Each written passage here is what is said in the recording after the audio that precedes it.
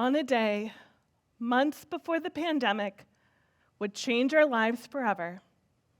My younger son, who had grown really tired of waiting for his older brother, I wanted to get his attention. So he ran to his bedroom, got his green camo hat, his yellow goggles, ran to the top of the stairs with his sleeping bag, and yelled out, "Hey, want to go for a ride?"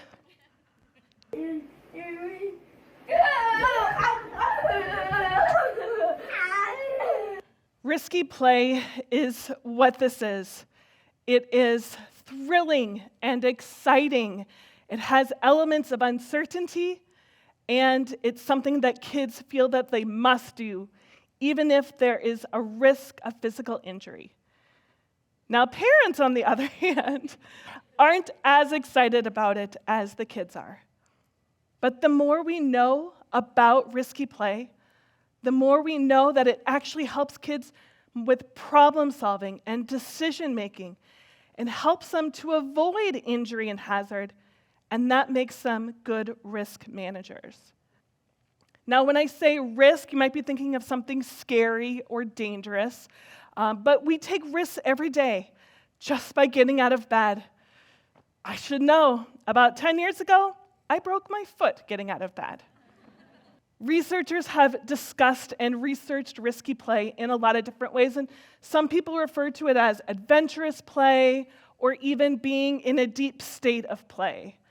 I like to think about it in terms of what the children are doing: climbing, crashing, and being curious about natural elements and tools.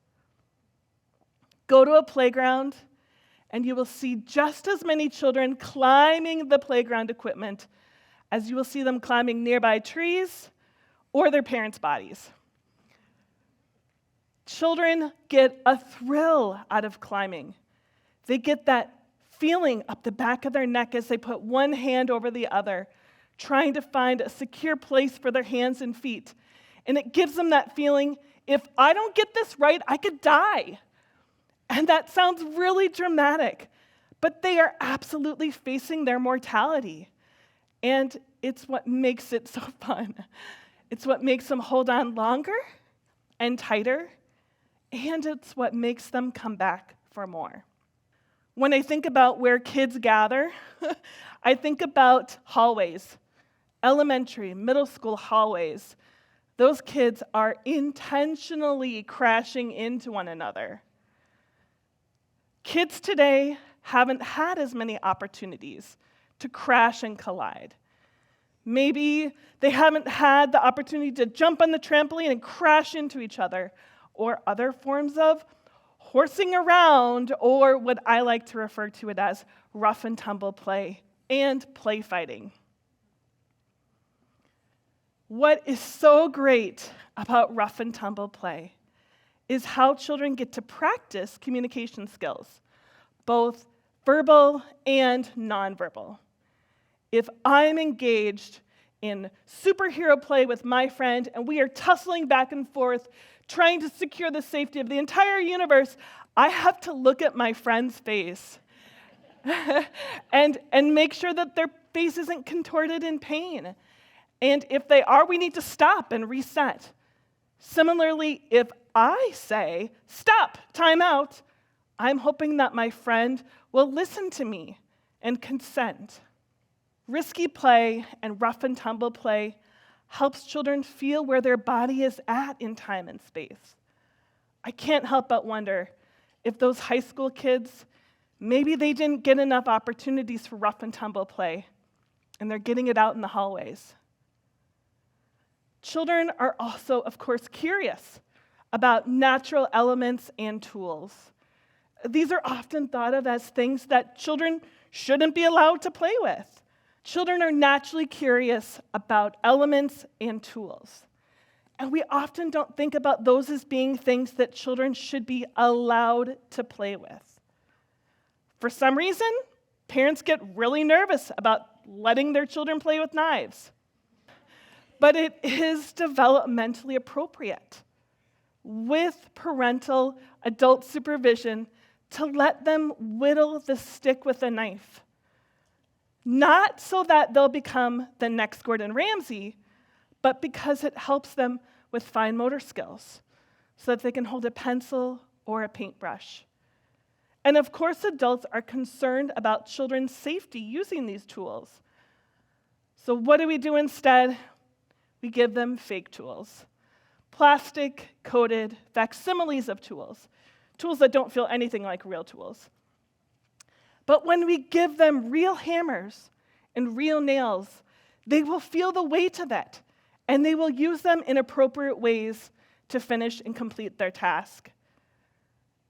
When I think about our pandemic, we spent a lot of time by the campfire.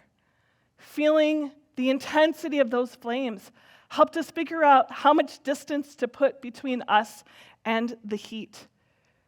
We made sure that there weren't any tripping hazards near the campfire, and we always had a bucket of water nearby. Now, all these things about risky play are great, but just ask the kids. They'll tell you the feeling that they get when they catch themselves in the nick of time before they fall. It just brings excitement up to the next level. And kids, they also get some really great long-term benefits. Researchers have found that when kids engage in risky play, there is an anti-phobic effect. It's like an immunization for fear.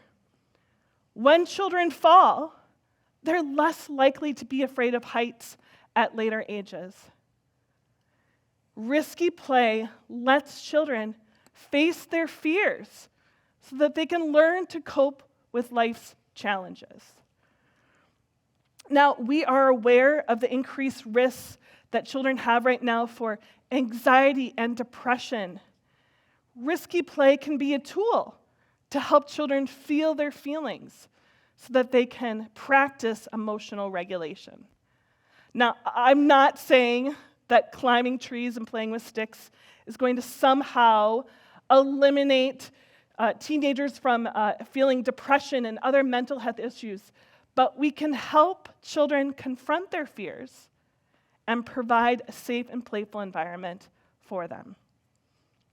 In 2019, my undergraduate students and I, who might actually be in this room, we did a study with parents, and we asked them, what words come to mind when you hear the word risk? This is what they said. We are, of course, concerned about children's safety. Come on, people, it is in our parental DNA to want to keep our children safe. And sometimes we do and say things that just kind of come out of our mouths that might not be the most helpful thing. Be careful.